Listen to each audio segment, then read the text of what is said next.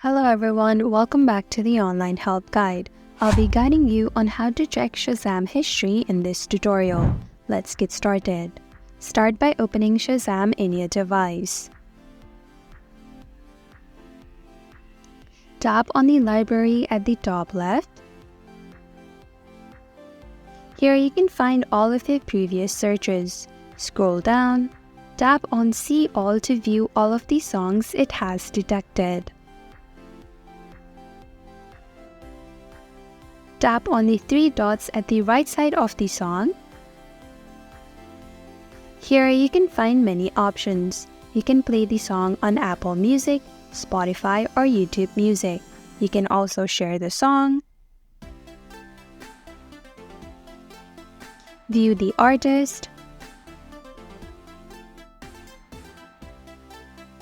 or remove the song from your library.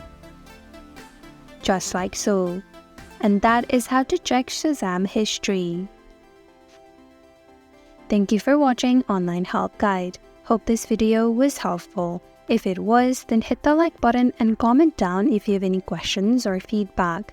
Also, if you're new to our channel, subscribe and hit the bell icon so that you don't miss our upcoming videos.